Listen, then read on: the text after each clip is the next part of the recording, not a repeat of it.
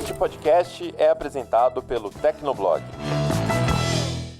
A proposta inicial de 2016 era, olha, você consumiu demais, vou te punir reduzindo a sua velocidade, ou se você me pagar algo a mais, você continua navegando. Nesse caso, a TIM, não há redução de velocidade e nem há uma forma de você pagar algo a mais para continuar navegando. Eles rasgam seu contrato, você não vai ser nunca mais cliente deles.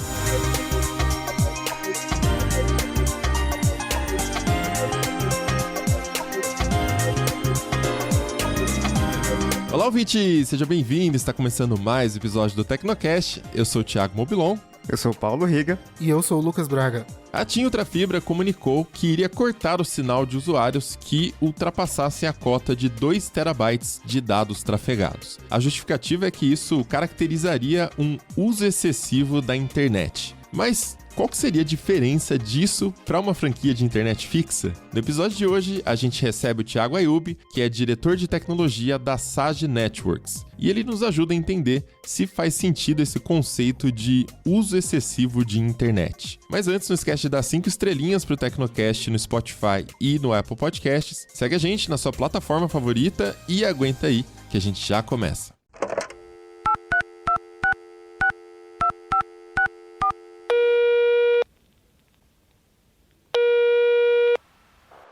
Caixa postal do Tecnocast. Você tem novas mensagens?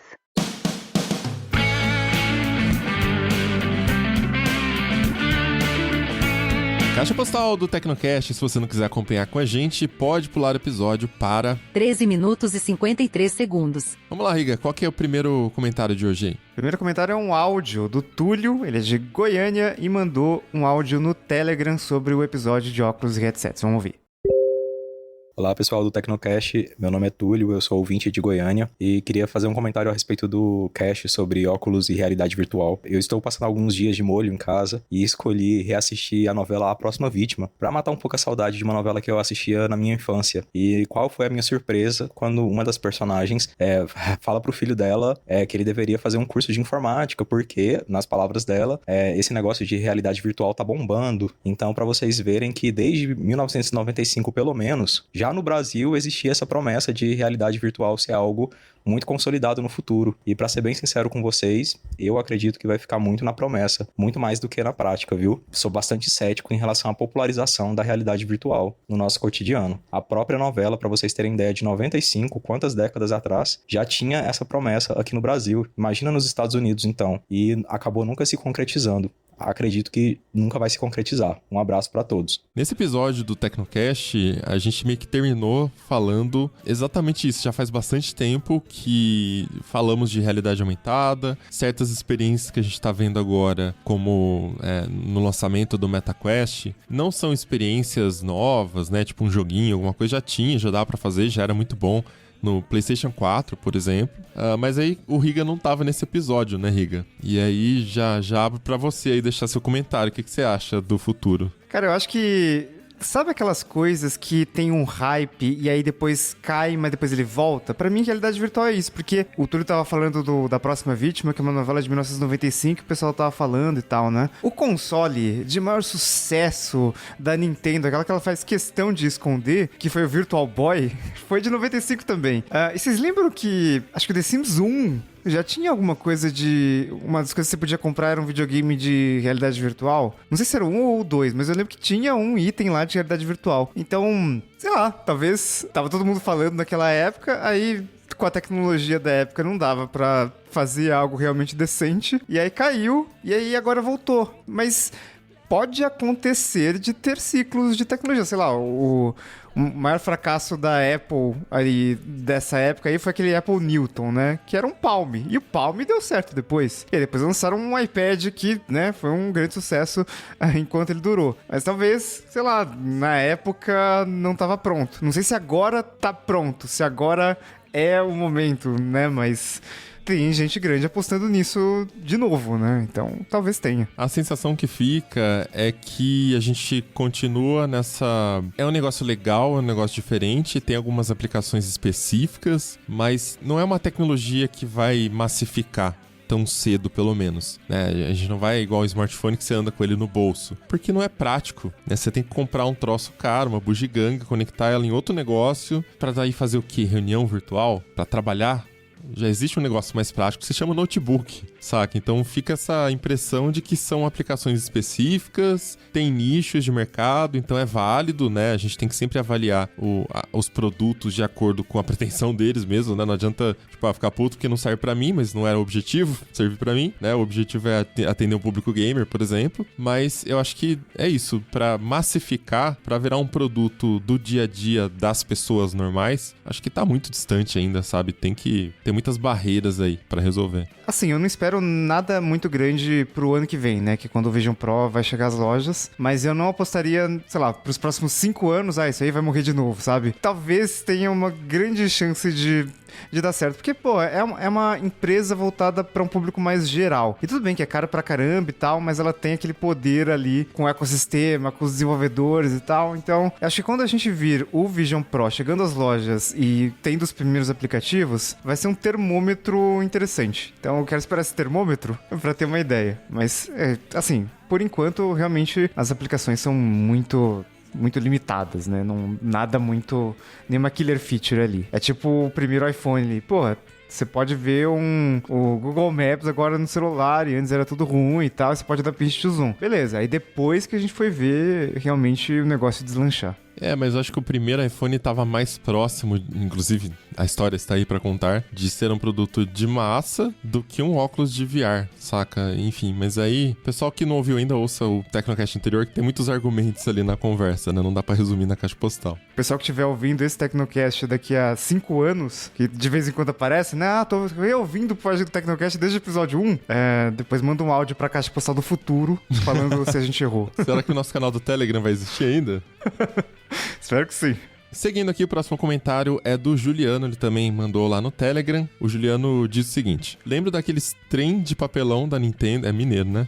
Da Nintendo, pra usar giroscópio, etc, e jogar. Podia ter algo assim pra ajudar no tato, coisas que você faz em casa ou licenciado pela Meta pra facilitar a interação ao invés de ter só os controles. No kit do Nintendo Labo tinha até um piano, né? Um piano de 13 teclas ali, e aí você colocava o Joy-Con ali dentro, e aí você podia criar sua própria música. Acho que não fez muito sucesso, mas, sei lá, talvez um misto ali de virtual com físico. Não descartaria totalmente, né? É porque daí, ó, vamos lá.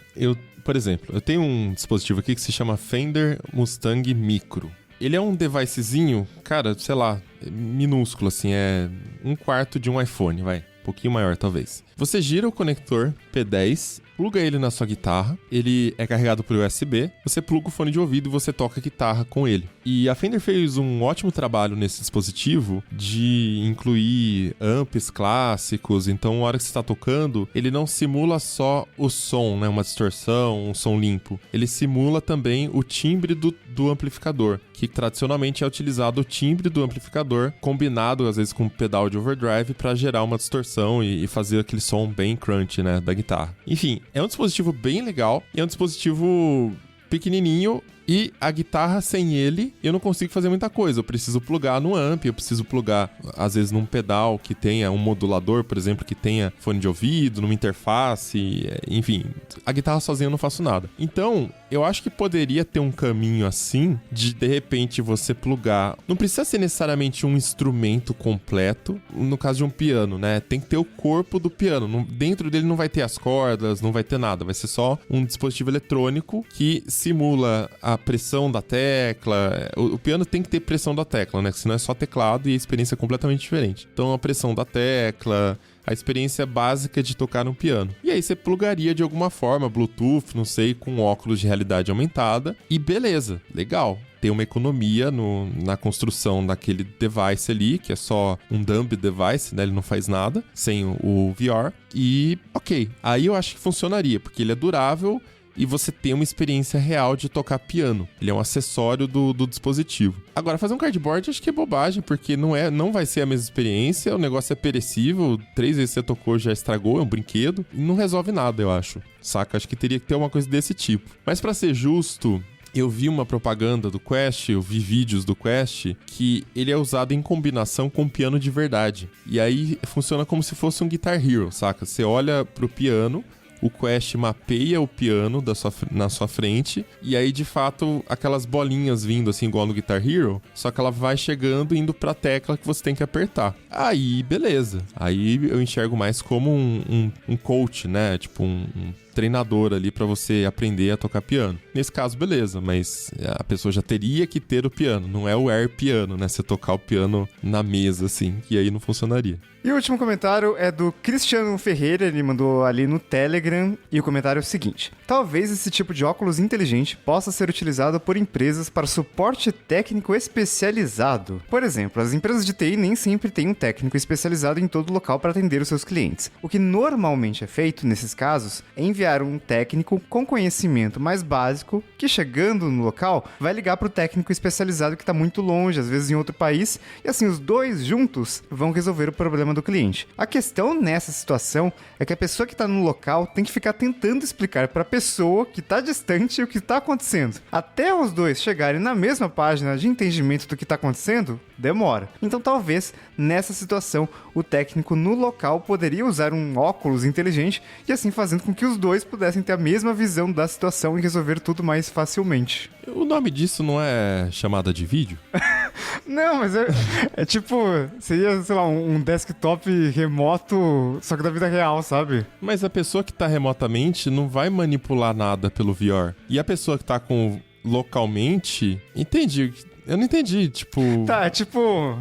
Então, basicamente, se você tivesse um capacete com uma GoPro, resolveria esse problema, né? Desde que transmitisse ao vivo, então. Porque o único problema da câmera é que você tem que ficar ali, clica naquele negocinho ali, ó, e você não consegue apontar. Tipo, aquele fio ali, deixa eu ver aquele fio ali. Você não consegue apontar, você não consegue manipular, você não vai conseguir pegar na mão. Então, só se você mandar um robô, em vez de ter um técnico, manda um robô. Aí, beleza, você controla o robô com VR. Aí faz sentido. Mas se for um humano, você vai ter os mesmos problemas que você teria com uma chamada de vídeo, você teria com uma interface de realidade aumentada, porque quem que vai usar o VR, né, pra começo de conversa? É quem tá remoto, certo? Beleza. Aí quem tá presencialmente vai estar apontando uma câmera e você remotamente vai ter que ficar falando, coloca a câmera em tal lugar, deixa eu ver tal coisa, aperta aquele botão ali. Então dá na mesa, é só uma câmera e uma tela. Não tem um...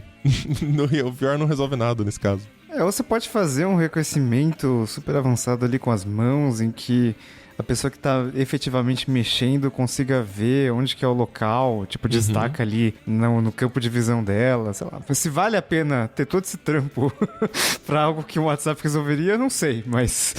É que acho que nesse caso que você tá falando, teria que ser, então, um assistente virtual. Porque daí o cara pega o roteador na mão... Aí quem tá presencialmente tá com óculos, né? Pega o roteador na mão e esse assistente virtual pode ser, aí sim, uma IA generativa, treinada com os casos mais complexos de problema e tal. A IA generativa vai tentando observar ali os casos, a luz tá funcionando ou não, né? E ela vai fazendo essa leitura mais avançada. Aí, ok. Putz, mas aí você ferrou todo o senso ali do Cristiano de mandar um técnico humano pro local com outro técnico remoto. Agora a gente elimina os dois técnicos de uma vez só.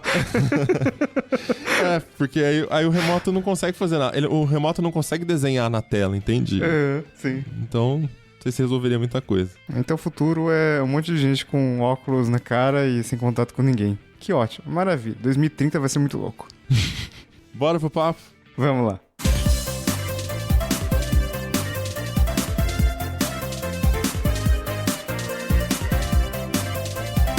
No dia 16 de setembro, a gente noticiou no Tecnoblog que clientes da banda larga da TIM foram comunicados pela empresa que o serviço seria suspenso. Segundo a TIM, o corte aconteceria por conta do excesso de uso no acesso à internet. A TIM hoje tem um serviço que se chama TIM Ultra Fibra, que é a antiga Live TIM ou TIM Live, né? Já mudaram de nome várias vezes. E no contrato desse serviço tem uma cláusula dizendo que é caracterizado como uso excessivo se você trafegar além de 2 terabytes de dados ou utilizar 500 conexões simultâneas. E nessa história a gente já lembra logo daquela discussão sobre as franquias de banda larga, né? A Anatel até proibiu punições a consumidores, só que esses limites ainda aparecem em alguns contratos. contratos. A TIM diz que não se trata de nenhuma imposição de franquia, e sim que ela está se protegendo ali de um uso tão excessivo de internet que até descaracterizaria o plano residencial. E para completar, ela diz também que, abre aspas, esse perfil de utilização congestiona a rede e afeta a qualidade do serviço para os clientes que fazem uso correto da banda larga. Em resumo, se você está usando a internet demais, você teria o contrato cancelado da TIM Ultrafibra, né, Riga? É claro que o pessoal ficou puto, principalmente porque algumas dessas pessoas que foram afetadas por esse limite aí de 2 terabytes de dados no mês, assinam a conexão de 2 GB da TIM, né? 2 gigabits por segundo de download e 1 gigabit por segundo de upload. Lembrando que tráfego conta tanto para download quanto upload, né? Então, é um plano ali que custa pouco mais de R$240 por mês, com fidelidade de 1 ano, e pela velocidade, assim, 2 GB de download, 1 GB de upload, você pensa que é um produto voltado para heavy user, então o pessoal vai usar mesmo, né? Só que mesmo assim, no contrato ali, ele é considerado como um uso excessivo. E a gente tem discutido muito sobre todo mundo tá usando mais a internet para streaming, agora no pós-pandemia tem muita gente que tá trabalhando remoto, e tem as reuniões ali, tem os gamers ali que vão baixar um jogo ali de console da nova geração, é 100, 200 GB, então, enfim,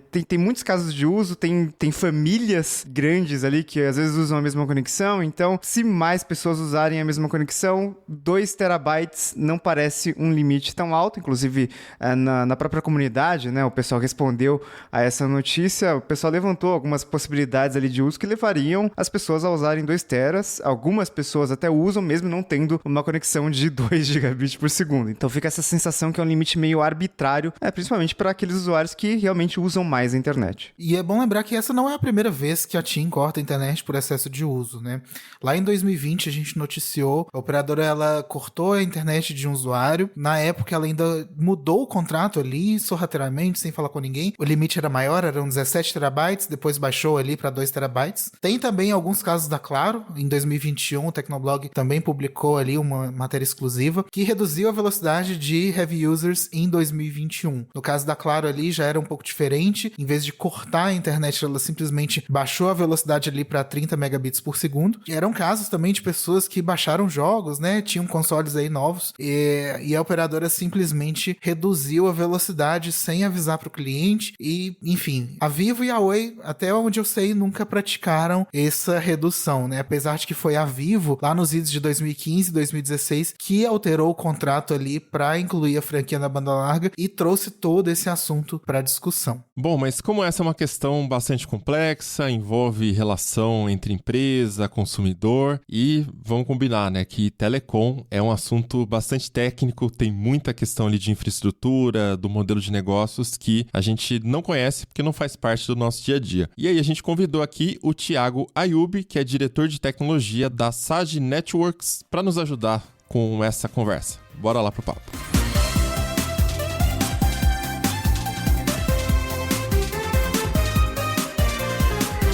Fala, Ayub, tudo bem? Bem-vindo ao Tecnocast de novo. Olá, tudo bem? Sempre é um prazer conversar com vocês. O Ayub é o cara que a gente sempre chama aqui quando tem algum problema grave de internet, quando tem alguma treta. Ele participou de um episódio, inclusive, que a gente falou sobre a queda do Facebook, né? Explicou a parte técnica ali do apagão. E hoje a gente vai conversar sobre um assunto que está gerando certa revolta aí nas redes sociais, que foi um comunicado que a TIM emitiu falando sobre corte de internet por excesso de uso. Não é um tema novo, faz alguns anos, inclusive, que a gente começou a falar sobre esse assunto de franquia de banda larga, se faz sentido ter uma franquia, né? Então a gente começa nessa polêmica de, entender de vocês o que vocês acham sobre os parâmetros que a TIM definiu ali, os limites e tal, principalmente a questão de limite de 2 tera de tráfego dentro do período. Se vocês acham que esse número é razoável, essa franquia é razoável, e Ayub, se você quiser começar, porque outro dia estava falando no Twitter sobre a gente não precisar de tanta banda, você trouxe ali uns dados sobre a média de uso, né? Então, já que você vai incendiar, começa incendiando aí. Perfeito. É exatamente isso. Eu comecei a achar, assim como muita gente, muito estranho como é que uma empresa tem a coragem de cancelar clientes, que eu sei que as pessoas não costumam costumam ter muita estima pelos provedores de internet, né? Talvez, junto com os postos de gasolina, as companhias aéreas, a gente está entre os mais odiados, que mais se suspeita que vai sempre lesar o cliente, o usuário, o consumidor. Então, como eu tô desse lado do balcão da cadeia produtiva da internet, estou acostumado a receber pedrada, a receber cobrança das pessoas, da sociedade em geral em relação a isso. Mas eu fico imaginando o que nessa empresa, que é uma multinacional, que tem capital estatal do governo italiano, como que alguém bateu na porta do chefe e falou assim: chefe, eu tenho uma ideia, nós vamos pegar os clientes que a gente investiu em marketing, que a gente fez a instalação, que a gente celebrou o contrato, vamos cancelar eles. Então, deve ter sido uma conversa muito chocante. Fico imaginando qualquer um aqui que chegasse nos seus colegas de trabalho, pro seu chefe, desse uma ideia louca como essa, que é ser uma desempresa, uma empresa reversa, né, que cancela clientes. Então, eu sempre parti do pressuposto que deve ter alguma lógica por detrás disso. Eu comecei a fazer um esforço nos provedores de internet que eu tenho acesso, que eu ajudo na manutenção, que eu dou consultoria, comecei a extrair dados deles para conseguir estimar, então, essa régua de 2 terabytes por mês, será que faz sentido? E a primeira contato que eu tive foi, todos reviraram os olhos quando eu vi com esse pedido, porque dá muito trabalho coletar esse tipo de dado. A gente acha que existe uma espécie de tela lá da Atena, que os técnicos do provedor ficam vendo os sites que você acessa, quem tá dando fora em quem. Existe esse imaginário das pessoas, talvez por Hollywood, de que a gente que trabalha com internet fica o tempo todo vendo o que tá na sua tela, o que tá no seu celular, o que tá no seu computador. Pelo contrário, pra gente até saber o quanto de tráfego teve, eu gerei muito trabalho pros meus colegas, tiveram que acionar equipes e chamar programador, chamar analista de banco de dados para conseguir extrair do sistema essas informações. Eu imagino que seja um troço meio, sei lá, Receita Federal, que você... se você deixou de declarar R$10 no seu imposto de renda, ninguém vai nem notar. Mas se você tá fazendo alguma coisa, você fez uma transação milionária ali, e aí sonegou imposto e tal, vai apitar ali muito forte. Assim como quando você faz umas transações de valor mais alto, né? Ou quando você faz umas coisas estranhas. Tipo, se você estiver comprando um celular de R$4.000, não tem problema nenhum, transação normal e tal. Mas se você deposita, sei lá, 50 cheques numa mesma agência, pode dar algum problema, né? Vamos perceber que tem alguma coisa estranha acontecendo. É um pouco nesse sentido, né? A gente faz uma peneira, né? A gente não se importa com a maioria das coisas, mas aquele prego que tá saltado na madeira chama mais atenção. E aí eu fiz um estudo com 2 provedores de internet. Um me deu acesso a 720 assinantes, os dados de tráfego dele. Não sei sobre nome, endereço, não sei sobre que conteúdo acessou, só sei o volume de tráfego por mês, um relatório. E também outro provedor de 3.500. Ambos são no Sudeste brasileiro. E no primeiro caso, apenas 0,13% dos assinantes trafegaram mais do que 2 terabytes de tráfego no mês. E no outro, que é um pouquinho maior, o meu espaço amostral, entre 3.500 assinantes, dos quais 5% eram pessoas jurídicas, apenas 0,08% trafegou mais do que 2 terabytes no mês. Ou seja, essa régua aí que a Live Team colocou, ao que tudo indica, dá muito mais do que 99% do que a maioria das pessoas consomem por mês nas suas casas. Mas você acha que pode ter alguma alteração no perfil dos usuários? Porque você pegou é uma amostragem pequena pelo número de usuários, mas ok, assim que se faz a amostragem, né? Você pega um pedaço ali, mas pode ter uma diferença pela região que você pegou, de repente uma outra região, ou pelo tipo de internet que a pessoa assina, né? Porque nesse caso eu vi que até em planos gigantes de internet, acho que 2 gigabits, se eu não estou enganado, da TIM, né? Teria esse limite. Então já é um plano pra gente que é mais heavy user. Você vai assinar esperando realmente baixar muita coisa, navegar bastante. Enfim, então você acha que pode ter algum viés nesses dados aí? Sempre um recorte, né? Então sempre uma fotografia, quando a gente coloca uma fotografia do Pão de Açúcar, ela não é uma fotografia do Rio de Janeiro inteiro, mas representa significativamente o que é a cidade do Rio de Janeiro. Então, sempre recorte, como você muito bem falou, a gente sempre está olhando por um viés, um ponto de vista.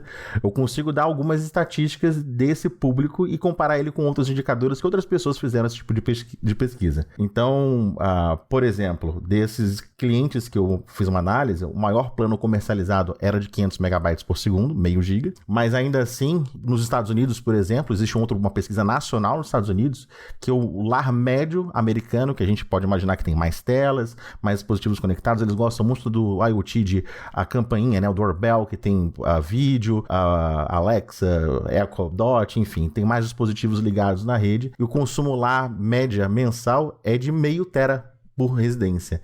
Então, esse número aqui brasileiro que eu peguei, o consumo médio brasileiro, então, para utilizar na mesma unidade, né? O consumo médio, deixa eu pegar minhas anotações, foi de 200 gigas por mês. É o consumo médio desses provedores que eu analisei. Então não está muito distante, a gente está um pouco abaixo da metade de um lar estadunidense, se a gente for pensar num lar brasileiro com esse recorte aqui. Então se a gente misturar as duas realidades, esse plano de 2 gigabits por segundo da Live Team atendendo lares estadunidenses, ainda assim atenderia a maior dos lares dos Estados Unidos. Essa informação da média é nova pra mim, mas eu fiquei meio surpreso, talvez negativamente, quando eu vi os primeiros dados ali do Ayub de quantas pessoas usam mais de 1 tera ali de dados por mês, né? Porque, sei lá, vai contra o meu empirismo aqui, a minha experiência pessoal, né? Porque aqui em casa, eu tava vendo somos 2 pessoas, né? Eu tava vendo quanto que a gente usa aqui de internet por mês. Aqui é uma conexão da Vivo de 300 mega, nem tem mais esse plano pra vender, né? O mínimo agora 500, e a gente tá usando em torno de 800 GB a 1 tera por mês. E vendo as estatísticas ali de uso do roteador, tem muito ali que é streaming.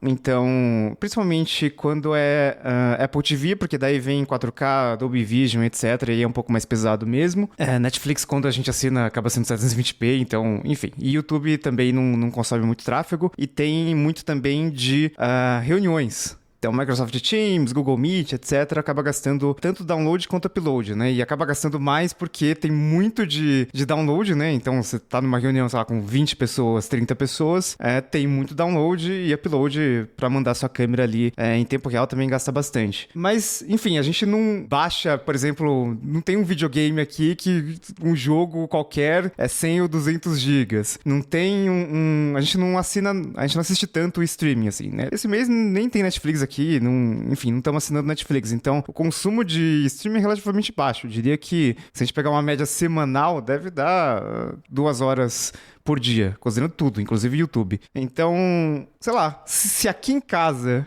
com o consumo que a gente acha baixo, dá 800 GB a 1 tera, eu fiquei pensando, pô, a gente tá com um plano mais barato ali da Vivo, que nem vende mais. Pensando num cara que assina um plano de 2 gigabits por segundo, talvez ele tenha alguma outra necessidade, né? Porque a gente sabe, né? Depois de 100, 200 mega, pra atividades normais, faz a menor diferença, assim. Tipo, então por que o cara quer o de 2 GB? Porque ele provavelmente vai usar mais. E aí, tipo, se o limite no melhor plano ali, numa velocidade absurda, é de 2 terabytes, eu fiquei meio, putz, mas acho que isso não é suficiente, sabe? Eu acho que é muito difícil a gente generalizar ao pegar o consumo médio de todos os usuários de um provedor como régua de corte para qual seria a franquia considerada para uso pessoal, não uso industrial. Justamente por isso que o Riga falou. A pessoa que assina uma banda larga de 2 gigabits, que custa quase R$250, ela espera utilizar muito mais do que uma pessoa que tem um plano ali de 300 mega, que custa aí menos de R$100, né? O Riga falou a estatística de uso da casa dele, eu fiquei com inveja e vou fazer a minha aqui também. Somos 2 pessoas aqui em casa e no último mês a gente trafegou 1.2 terabytes. Aqui é uma conexão de 500 MB de um provedor local. Desse 1.2 terabytes, 1.11 foi de download e apenas 90.8 GB de upload. O maior tráfego aqui foram os equipamentos de TV Box da Claro. A gente é assinante aqui do Claro TV Mais Box. Só de TV Box da Claro aqui foram 304 GB de download. Então, como eu disse, é muito difícil a gente pegar a média e aplicar isso como regra ou extrapolar um pouco. Porque eu não sei a quantidade de, por exemplo, de acessos de banda larga que existem e só tem um celular conectado no WhatsApp, de pequenos comércios ou de pessoas que tiveram que migrar para uma conexão de fibra ótica apenas para manter o telefone fixo. Isso está acontecendo muito aqui com a Oi, por exemplo. E, cara, 2 terabytes é uma quantidade alta, com certeza muito mais alta do que a maioria das pessoas vão trafegar, mas está muito longe de ser impossível de chegar nessa marca, né? Vocês diriam que vocês são hard users? Não. Não? Cara, eu só não digo que eu sou hard user porque eu não fico baixando torrent.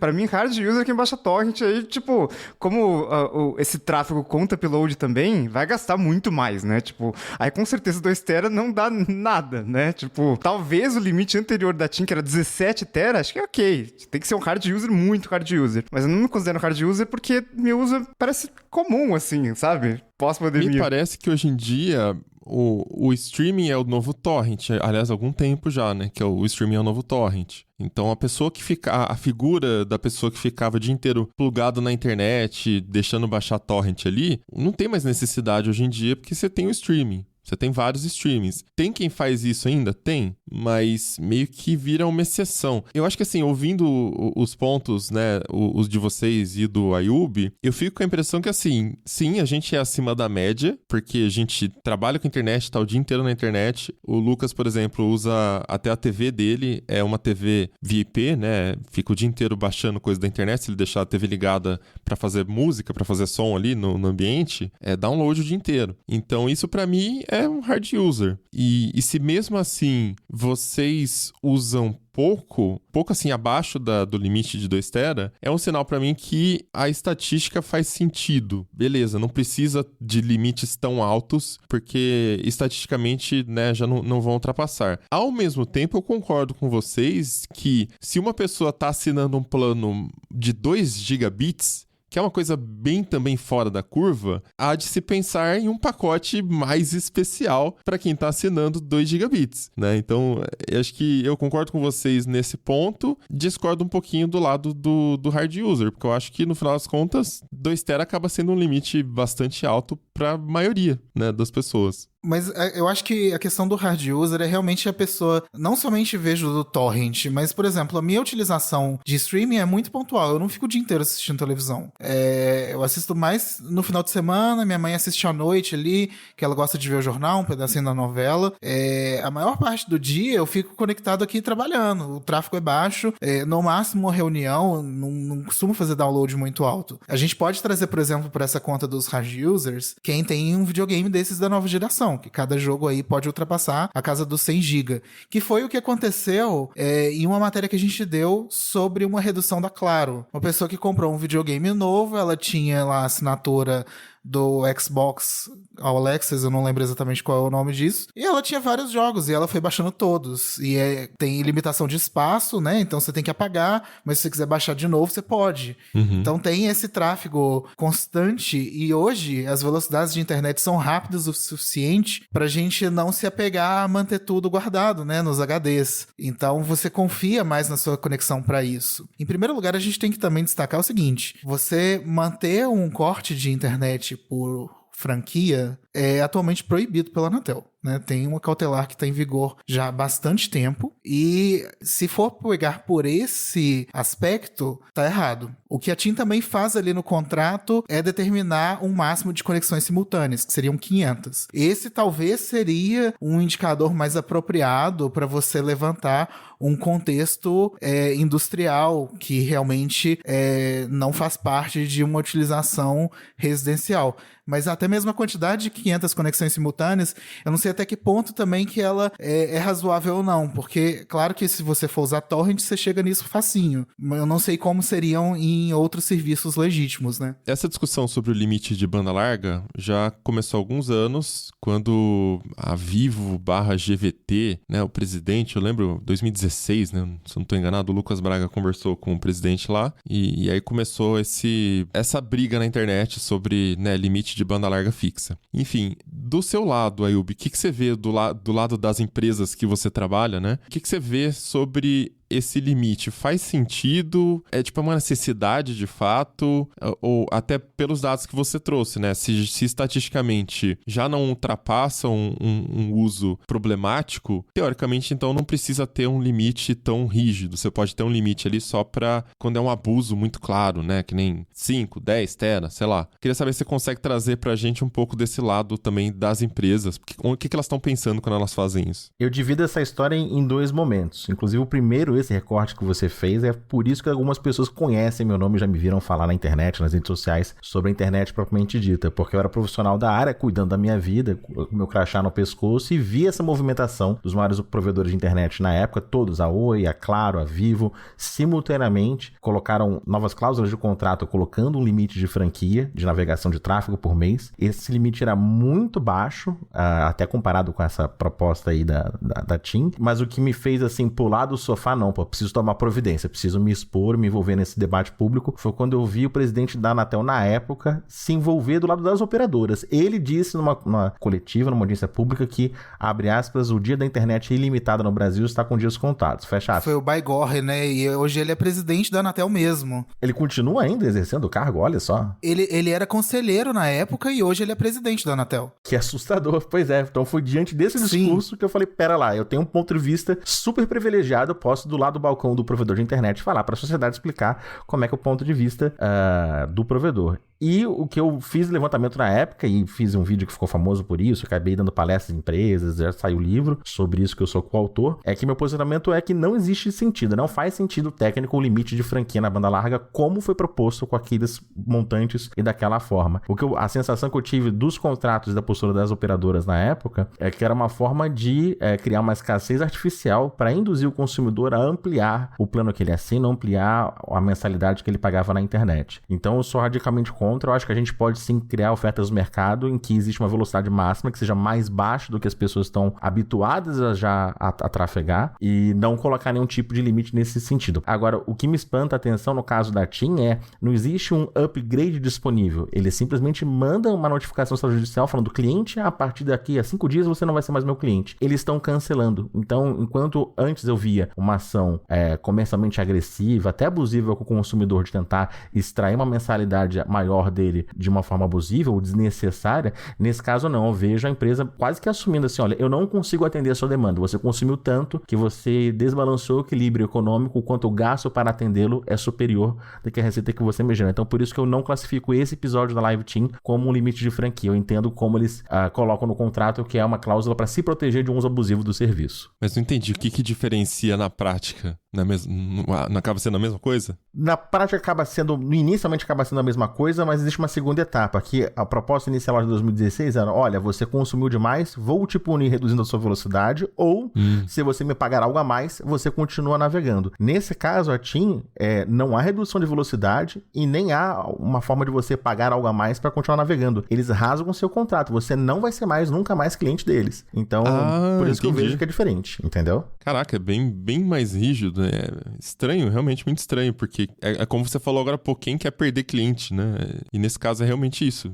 Eles se reservam no direito de falar, não quero mais te atender porque estamos julgando aqui que você está excedendo o limite de uso. Exato, eu suponho, as empresas não se pronunciam nesse nível de detalhe, né? E na Rádio Peão, nos eventos que eu vou, quem é dessas grandes empresas costuma ter muito resguardo na hora de falar, porque eles têm política de ética, tem sigilo, NDA, esse tipo de coisa. Mas olhando friamente do lado de fora, o que motivaria uma empresa a pegar um contrato de um cliente que está fidelizado por 12 meses e falar assim, olha, obrigado, mas mesmo você pagando, eu não te quero mais aqui, e cancelar esse contrato, eu imagino que internamente eles tenham percebido que esse cliente com esse padrão de uso tenha causado algum tipo de prejuízo, que a receita que ele gera é menor do que os custos operacionais para prover o serviço. É essa suposição que eu faço e eu acho que dá pra gente ter esse palpite com uma certa segurança.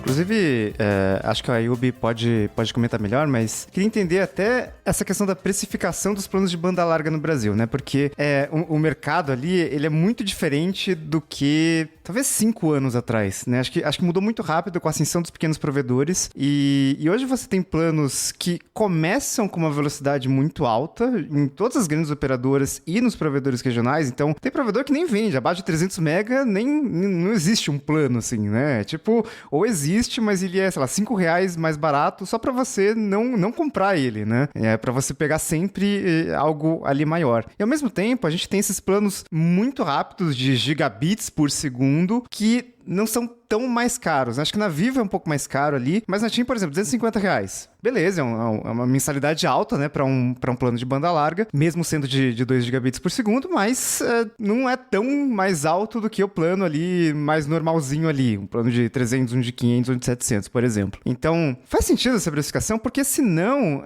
vira uma seleção adversa, né, porque quem que vai assinar um plano de 2 GB? É aquele, como a gente comentou, né, é o cara que vai realmente precisar de mais velocidade ali pra baixar algo rápido, né? Então, tá certo isso? Tipo, o custo que as operadoras colocam ali no cliente, né? O preço, a mensalidade ali, faz sentido de acordo com essa diferença na velocidade? Esse mercado tem uma precificação que é diferente do que da maioria das indústrias, que é você pegar seu custo, colocar uma margem de lucro em cima e gerar o preço total. Os combustíveis são dessa forma diferenciada, a passagem aérea é diferenciada no mesmo voo, no mesmo avião, com o mesmo destino, no mesmo horário. Você tem alguém numa poltrona que pagou 200, você tem alguém que pagou 2.000, né? Esses preços mais elásticos, então a diferença do etanol para gasolina, né? O preço do etanol não é o custo dele mais uma margem de lucro, e sim é o preço da gasolina descontado uma certa porcentagem para poder criar na prateleira do consumidor preços que ele vai aceitar ou não pagar. E por que eu digo isso? Porque diferentemente do senso comum, eu sei que é super contra-intuitivo isso, mas o maior custo para o provedor de internet não é a banda que o cliente consome. A coisa mais barata que um provedor tem de insumo é acesso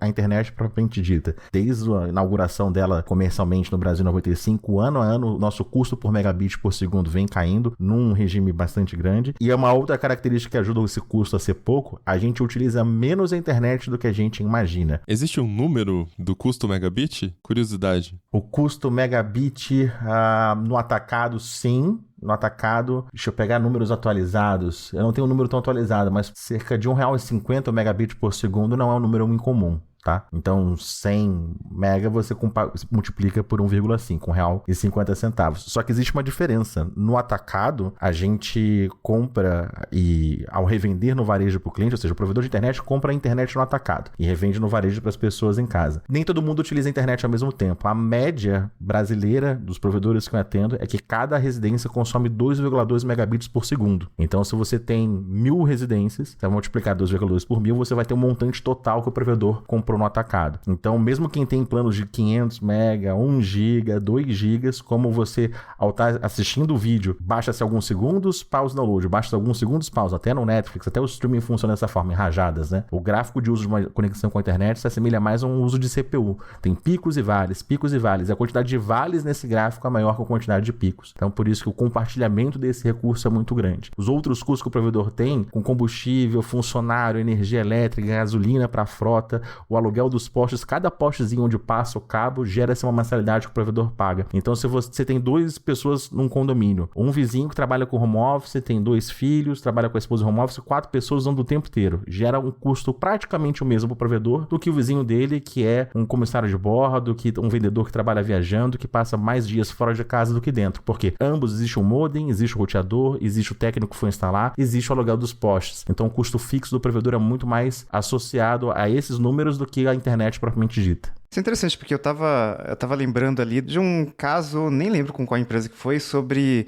por que não colocam limite de velocidade, né, na banda larga móvel, né, como tem na banda larga fixa? Bom, primeiro porque já é limitado pelo pacote de dados ali que você tem, né, então geralmente você já não tem uma franquia muito grande. Mas o segundo ponto ali é que um dos custos ali da rede móvel é você ter uma pessoa pendurada ali na sua rede. Então, se você limita a velocidade de download dessa pessoa, significa que ela vai ficar mais tempo baixando alguma coisa. Ela vai baixar a mesma quantidade de dados, né? Tipo, se não tiver limite de velocidade, ela vai baixar mais rápido. Se ela vai baixar mais rápido, ela vai ficar menos tempo pendurado ali. Então é melhor para a operadora, porque daí ele libera a rede para outros clientes ali que queiram usar. Então tipo, tá navegando ali no feed de uma rede social, de repente aparece um vídeo. Beleza, vai ter um pico, mas pelo fato de ser uma velocidade geralmente muito alta, que as operadoras liberam ali, dependendo ali da torre, você vai ficar pouco tempo ali. Então, é melhor que a pessoa tenha 500 megabits por segundo ali no 5G, às vezes chegando a 1 giga ali, do que tentar limitar alguma coisa ali,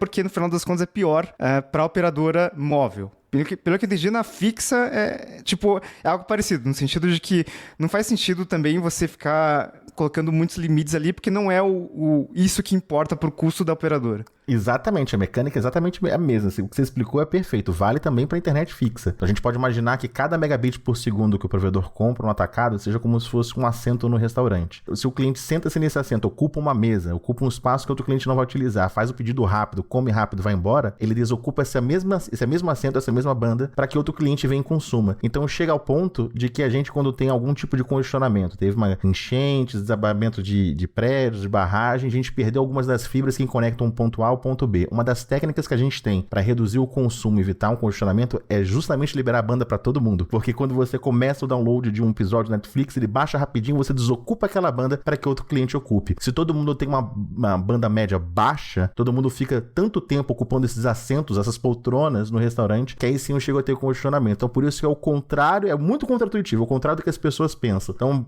aquelas ideias assim, meu Deus, todo provedor faz traffic shaping para conseguir tornar economicamente viável o negócio, é o contrário. A gente, quando passa o foco, a gente libera a banda para que você baixe rápido o seu conteúdo, baixe o seu anexo rápido, baixe o seu arquivo do Google Drive rapidinho para desocupar a banda para que outro cliente utilize. Falando em termos mais técnicos, né, assim, traduzindo um pouco do que o Riga falou sobre o tempo de ocupação de rede para a operadora é desvantajoso, né, porque não importa se você tá lá fazendo seu download a 50 mega ou a 500 mega, você tá usando o espectro do mesmo jeito. E na banda larga fixa, acontece isso também. Hoje em dia, os principais provedores utilizam fibra ótica, a tecnologia GPON. O GPON tem uma limitação de banda, né, cada porta GPON dá 2.5 gigabits por segundo de download. E normalmente as operadoras dividem esses 2.5 gigabits para cada 64 clientes. É interessante para a operadora que o cliente que está baixando ali termine o serviço dele e libere a banda para outra pessoa conseguir usar, né? Também funciona em rajadas. E aí, fazendo um gancho desses modelos que a gente discutiu com a pergunta do Mobilon, é parecido com o preço de assentos num voo, né? Então, geralmente, o cliente empresarial que tem uma reunião de negócio, que tem uma data muito específica, que agendou aquela reunião de última hora, aquela viagem de última hora, ele está disposto a pagar num voo nacional R$ 2.500, R$ 3.000. Mas o turista que se antecipou, que marcou as férias com antecedência, ele não aceita esse tipo de preço e acaba comprando com antecedência uma passagem menor. É o mesmo serviço, mesma tripulação, mesmo avião, mesmo combustível de aviação. Então a gente tem pessoas consumindo o mesmo serviço, o mesmo bem, mas com preços diferentes por conta dessas diferenças da regra de negócio. Então não é exatamente o custo, mas uma margem de lucro. Então o que os provedores ficam buscando o tempo todo, e aí por isso essa guerra de bandas, cada vez mais a gente tem planos com bandas maiores, mas com valores menores. É o provedor tentando fisgar a atenção do consumidor em estar disposto a pagar mais ao mês por algo que é subjetivo. Se a gente for incrivelmente rigoroso, dificilmente alguém precisa mais do que 100 megabits por segundo. Uma referência, a documentação oficial da Netflix fala que para assistir vídeo 4K bastam 25 megabits por segundo. Então uma residência que tem um link de 100 megabits por segundo, 4 televisores poderiam ao mesmo tempo consumir um tráfego. O conteúdo 4K na Netflix é um dos conteúdos mais pesados por minuto. Então criou-se uma corrida das bandas, talvez outros mercados têm, né? Os CPUs, quem fabrica chip CPU fala o clock, a velocidade, né? Os celulares, quantos pixels tem a tela. Então a indústria acabou encontrando coisas que fisgam pelo marketing o consumidor, mas que não necessariamente traduzem algo real, concreto, útil para a vida dele. É o que infelizmente a gente está entrando no mundo da banda larga fixa no Brasil. Mas então se a gente voltar pro caso da TIM, de fazer esse limite de 2 tera para um plano de 2 gigabits, eu tô tirando duas conclusões aqui, baseado no que vocês falaram. Primeiro, o que o próprio Ayub falou de não querer atender um certo perfil de cliente. Só que a gente estava pensando nisso antes de uma forma punitiva. Você já assina, você ultrapassou esses 2 teras, tá aqui a sua punição, não quero mais te atender. Mas, se a gente pensar do lado da estratégia da empresa como negócio ali, do produto que ela tá lançando, como que ela quer posicionar esse produto no mercado, dá pra gente pensar nesse limite como uma coisa preventiva, na verdade. Que é, olha, estamos liberando esse plano gigantesco de 2 gigabits, o que vai chamar a atenção de uma gama muito grande ali de usuários, mas hard users, ou talvez usuários mal intencionados, né? E eles não querem atender esse tipo de usuário. Logo, o usuário não vai assinar, porque ele já vê que, não dá pra fazer aqui o que eu queria fazer, que tem 2 gigabits, mas tem um limite de 2 tera. Né? Então, acho que essa seria uma forma mais estratégica de pensar em por que eles colocariam esse limite, né? Tentando sentar ali na cadeirinha da TIM, tentar entender, botar o chapeuzinho deles, né? E o segundo ponto é, com base nessa analogia de ela não quer que as pessoas fiquem no restaurante o tempo todo sentada, porque precisa liberar a cadeira para mais gente, também dá para pensar dessa forma. Porque uma pessoa que de repente vê um plano de 2 gigabits, como que ela vai gastar 2 gigabits? Pô, tem 2 gigabits, tem que usar, né? Não vou assinar isso para ver Netflix 4K, porque minha internet internet de 200 megas já faz isso. Então a pessoa vai deixar o computador ligado o dia inteiro, vai, de repente, deixar baixando 1 trilhão de coisas só para usar aqueles 2 gigabits, ou vai dividir com 5 vizinhos, ou vai, sei lá, vou hospedar o Tecnoblog no meu próprio computador. Pronto, as pessoas acessam aqui, usam a minha banda porque eu tenho uma internet de 2 gigabits. Pronto, montei um pequeno provedor na minha casa, saca? Então, eu acho que faz sentido, porque o assento vai ficar ocupado o tempo todo com esse usuário e não é isso que a TIM quer atender. E aí, pelo levantamento do Ayub, que, ok, pode ter um viés, é uma pequena amostragem e tal, mas também, se for ver, é um levantamento do Sudeste, que é a área mais desenvolvida do Brasil. Enfim, entendeu? Acho que faz sentido de certa forma. Ah, mas, porra, um plano de 2 gigabits, né? Não faz sentido ter uma franquia maior? Até eu defendi isso agora no começo do episódio. Mas e se ela não quer? E se ela simplesmente não quer atender esse tipo de cliente? Ela é obrigada a atender? Ela não pode fazer um plano que limite isso? A questão é a seguinte, não é que ela quer ou não quer atender. Você limitar por franquia é proibido, ponto, acabou. Não tem discussão. Não, tá bom, beleza. Mas, enfim, eu tô falando do ponto de vista de negócio, né? Não a legislação do jeito que ela tá. Porque a legislação muda, como você falou, é uma cautelar. Aí é debatível, beleza, mas, entendeu? Do ponto de vista de negócio, a operadora só quer receber dinheiro sem entregar nada, né? Assim, se você for parar pra pensar nesse ponto, o que não dá é pra você manter o mesmo parâmetro para determinar o uso industrial entre uma conexão de 300 mega e uma conexão de 2.000 mega. Porque são casos de uso muito distintos e a maioria das pessoas acaba assinando a opção mais barata. Porque é o que funciona para usar no celular. Nem todo mundo usa no computador, nem todo mundo usa Smart TV, nem todo mundo tem videogame. A maioria das pessoas usam internet no celular, usa ali Wi-Fi para fazer ligação no WhatsApp, para mandar mensagem. Então, cara, eu não vejo muito sentido. Eu acho que assim, vendo a precificação das duas grandes operadoras, a TIM é relativamente pequena, tá? Mas pegando operadoras ali nacionais que tenham planos parecidos. A gente vê que não é de interesse mesmo da TIM pegar esse cliente que consome muito, né? Porque quando você compara ali os planos, por exemplo, da Vivo. A Vivo vende plano de 500 mega por R$120. O plano de 1 giga é R$500 por mês. Então, 4 vezes mais caro ali para dobrar a velocidade, basicamente, né? Então, o plano de 1 giga é muito mais caro e, enfim, até o momento não temos muitos relatos de pessoas que têm plano de 1 giga da Vivo e que foram bloqueados por baixarem muito, usarem muito a conexão ali. Na TIM, comparativamente, a gente tem um plano de 500 mega por R$101,50 por mês e o plano de 1 giga é R$141. Então, com R$40 a mais por mês, você dobra a sua velocidade. Então, a intenção ali com a TIM é você justamente fazer o que o Mobilo comentou de atrair um usuário muito pelo marketing também. Pô, posso ter uma conexão de 1 giga, sabe? Por R$140 por mês. Isso é muito pouco.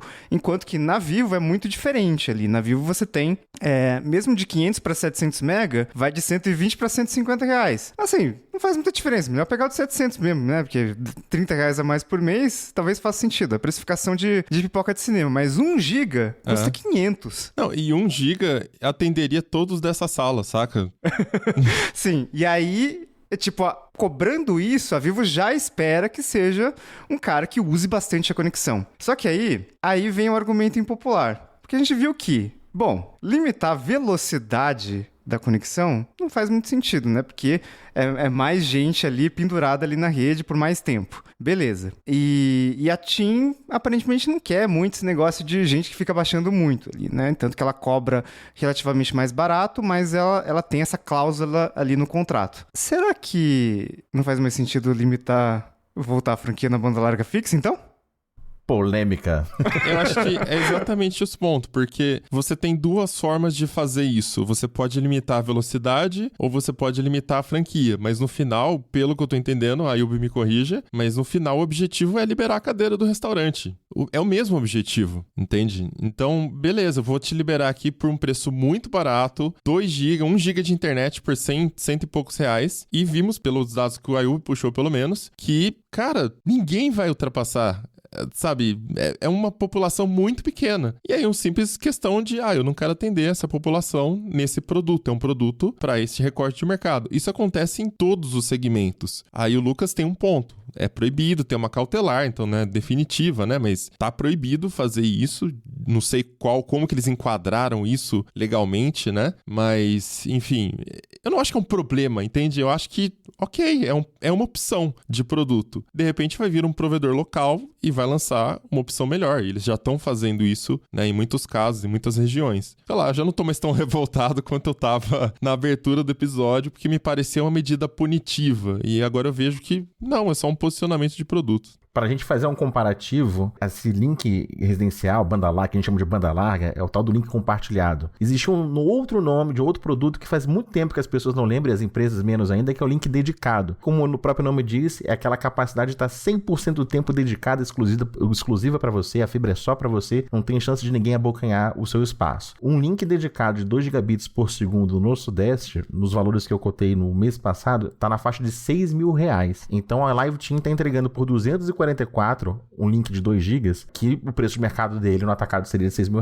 Onde está essa diferença? Ela está justamente contando que nessa mesma fibra ótica vão ter outros até 256 assinantes, que é o máximo que a tecnologia XGS-PON permite, mas geralmente usa-se menos, uma faixa de segurança, mas que múltiplas pessoas compartilham essa banda. Então quem tem fibra ótica em casa, você está compartilhando uma capacidade total que o seu provedor entrega, como o Lucas falou, padrão de mercado de 2,5 GB para cerca de 64 assinantes, mas o valor máximo, se a gente colocar a máximo de capacidade seria, no caso da Live Team, 256 assinantes compartilhando esses 10 GB. Então pode ser que talvez uma preocupação da Live Team, poxa, se eu tenho 256 pessoas compartilhando a mesma fibra, a mesma porta de 10 GB. Se eu vendo 5 planos de 2 GB e essas pessoas vão lá usufruir o máximo, compartilhar com os vizinhos, fazer torrent, talvez isso estrangule a capacidade que ele tem. Então essa é uma das minhas hipóteses. Friso, uma hipótese que a empresa não pronunciou, de que talvez eles tenham visto estatisticamente que pode acumular muitos clientes com esse plano, querendo usar o máximo, brincar com a Ferrari dele, né? Fazer ir na rodovia, chegar nos 300 por hora e acabando impactando os clientes vizinhos. Então por isso que eles invocam qual que é o mecanismo legal deles, qual é a aposta legal que eles estão fazendo até pela redação do contrato. Eles não classificam isso como limite de franquia, eles classificam como uso abusivo. E qualquer serviço de telecomunicações tem cláusulas nesse sentido. Se você colocar um modem não homologado pela Anatel, por exemplo, que criar interferência, derrubar outros assinantes, o provedor se dá o direito de cortar o seu serviço, porque atender você prejudica a empresa e outros assinantes.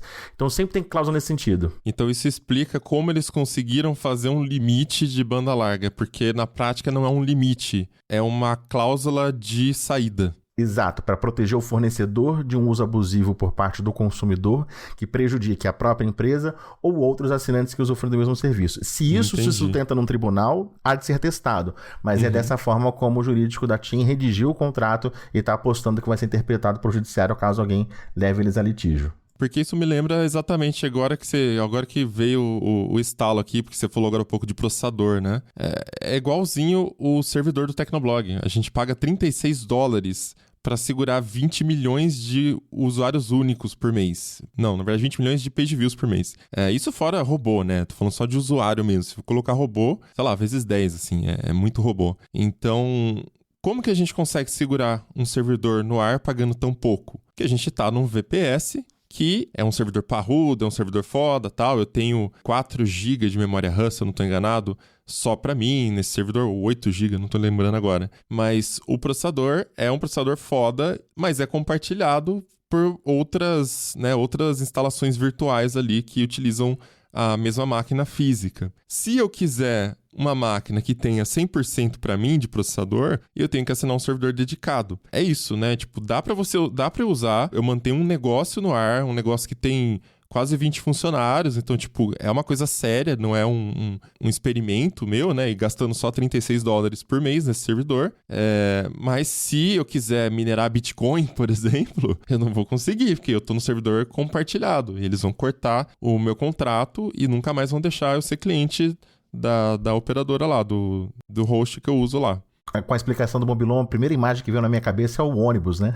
É um dispositivo compartilhado, cada um sentado no seu assento, abocanhando um pedaço do ônibus. O ônibus não está exclusivo para você. Você tem vizinhos nas máquinas virtuais, no servidor físico ou na banda larga compartilhada.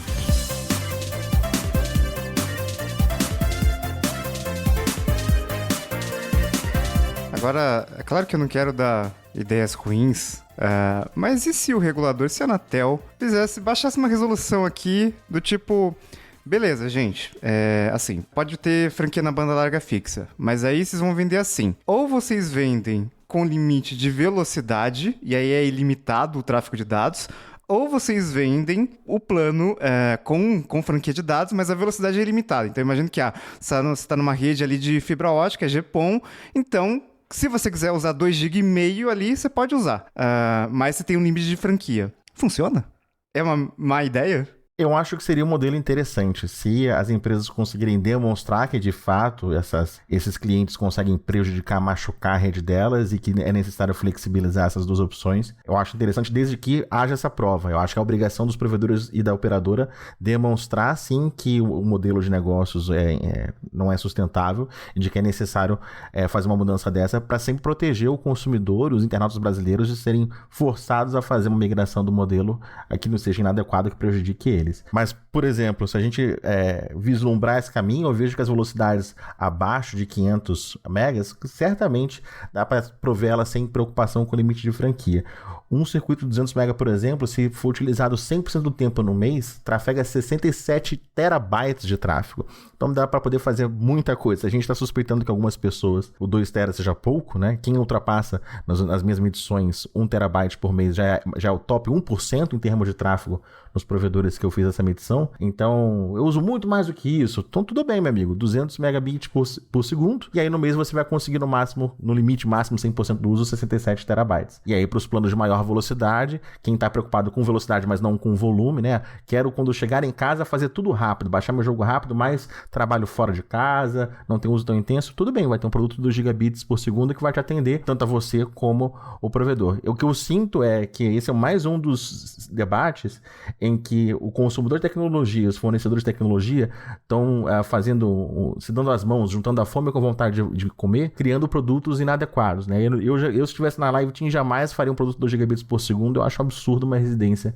precisar de tudo isso. É o equivalente que eu atendo hoje num provedor, cerca de 900 residências eu consigo atender com meros 2 gigabits por segundo. Para a pessoa ter em casa. Mas você não acha que é o marketing isso? É tipo, sei lá, eu ir no Dinão aqui perto de casa e pegar um hambúrguer que tem carne, salsicha, frango e sei lá do que. É marketing. Precisa disso no lanche. É a segunda vez que aparece o Dinão aqui. Eu preciso ir nesse lugar comer um hambúrguer gigante. Paga minha comissão aí, Dinão.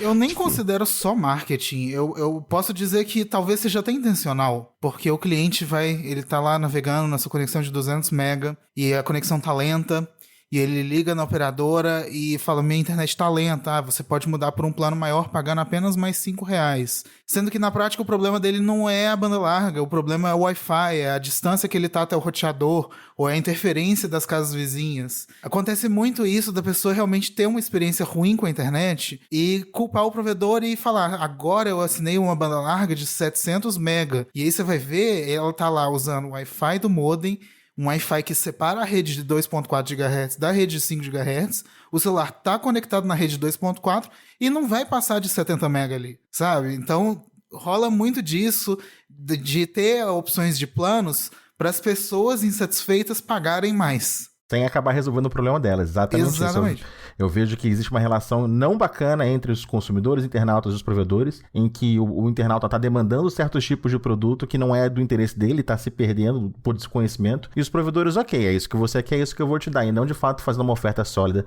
que atenda a necessidade das pessoas. Sim, mas aí é igual a pessoa que quer um celular novo porque o dela tá uma porcaria, vai lá na Apple, pega o iPhone 15 Pro Max e paga R$15 mil no celular, que agora eu tenho um celular decente e a pessoa não vai usar pra nada, vai usar pra entrar no Instagram e fazer reels, sabe? Não precisa de um iPhone 15 Pro Max só pra fazer isso, entende?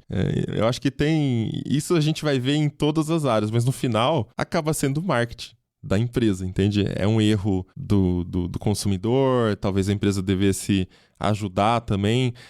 A gente vê que a instalação às vezes também não ajuda, o técnico, né? Enfim, eu já tive muitos problemas aqui em casa de a rede realmente tá ruim, o sinal tá ruim, não atinjo nem próximo da velocidade que eu contratei e o técnico fica culpando o Wi-Fi. Mas não, eu já conectei no cabo e eu não chego nem próximo da velocidade, né? Então tem esse outro lado também. Mas, enfim, geralmente o técnico não ajuda muito também o usuário a tirar o melhor proveito, né, da internet. Tem ótimos profissionais, mas tem também aqueles que chegam e fazem de qualquer jeito, vai embora, né? Não é só contigo, não. Eu mesmo, muitas vezes, tive que dar carteirada, tá?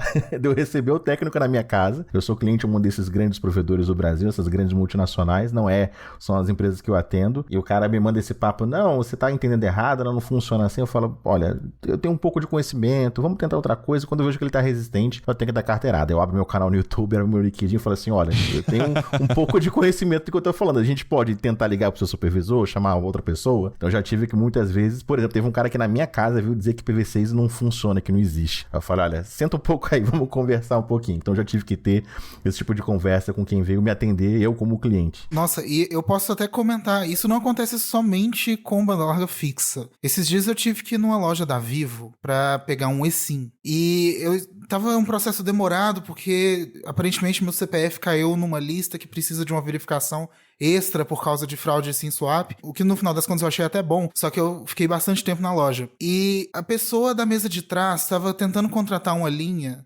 porque ela só queria o número só para usar o WhatsApp. E a única opção oferecida foi um plano de R$70 por mês, sendo que não tem essa necessidade, sabe? Isso não acontece só na banda larga fixa. As operadoras querem vender, e nem sempre é o que é melhor para o cliente. Às vezes nem o atendimento ali sabe também, né? Ou sabe, e tem meta para vendedor, e aí precisa bater meta. Então, é esse o serviço que eu vou vender. E, cara, eles têm um plano perfeito para isso, sabe? Só que eles não querem vender porque não é interessante. E tem um outro ponto muito importante também que eu quero trazer aqui, mas a gente vai discutir isso melhor em um episódio dedicado do Tecnocast, que é também sobre o uso de internet, que as operadoras querem o revenue share, elas querem uma receita dos grandes provedores, e aí como provedores a gente fala dos detentores de conteúdo. Então é o Google que está ali responsável pelo buscador, pelo YouTube, é ali a Netflix, é a Meta responsável pelo Instagram, as redes sociais,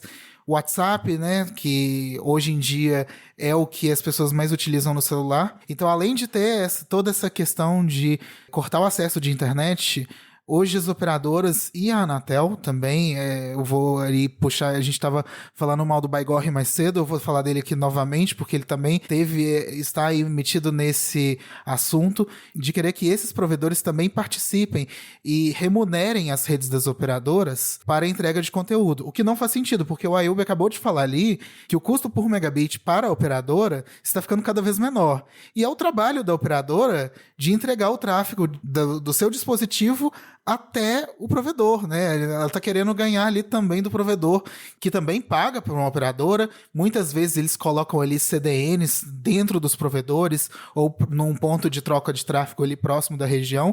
Então, na verdade, o custo que a operadora tem para esse tráfego não é tão alto assim, não é tão relevante assim justificar essa receita, né? Mas vamos deixar isso aí para um outro Tecnocast. Mas esse assunto do Fair Share é mais um dos tópicos que as pessoas, por usualmente não saberem como a internet funciona, não tem na cabeça aquele esquema que tem da hidrelétrica, que é da barragem, que gira a turbina e liga a lâmpada. Esse esquema que a gente tem na cabeça de como funciona a energia elétrica, a gente não costuma ter sobre como funciona a internet, é que a gente cai nessas ciladas, nesses discursos que pessoas, grupos econômicos com interesses vêm querer colocar na nossa cabeça sobre como a internet funciona. Então, o internauta, para ficar protegido desse tipo de cilada, é importante saber como a internet funciona, sempre se informar e ouvir conteúdo como esse do Tecnocast. Não, é uma choradeira das operadoras, gente, eu não aguento mais, assim, esse assunto já tem alguns anos que começou e hoje em dia tá cada vez maior e não faz sentido, né, não faz sentido, mas vamos discutir isso melhor depois. Bom, a gente deixa esse tema do Fair Share, então, para um outro episódio do Tecnocast, tem muito assunto pra gente puxar aí, então eu queria só, Ayub,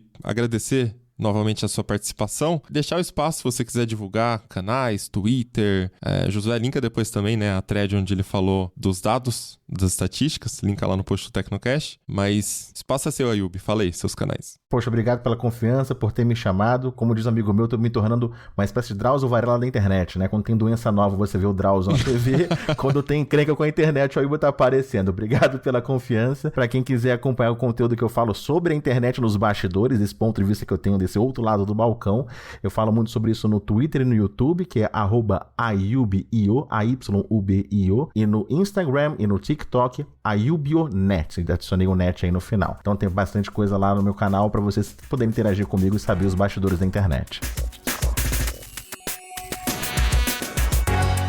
Então é isso, vamos chegando ao final de mais um episódio do Tecnocast. E aí, conta pra gente quanto que você usa de internet. O que você acha desse plano da TIM? A gente quer ver print de roteador, print de aplicativo aí de monitoramento de tráfego. Vamos fazer agora a nossa pesquisa, né? Tentar entender dentro da audiência do Tecnocast qual que é a média de uso de banda. Manda lá pro canal do Telegram, só entrar no Caixa Postal Tecnocast ou no grupo do Zap, só clicar no link que tá na descrição deste episódio. Se quiser continuar o papo com a gente em todas as redes, só chamar @mobilon, @Paulo Riga E @Lucas Braga. Este Tecnocast vai ficando por aqui e voltamos com outro semana que vem. Até lá! Tchau! Tchau, galera.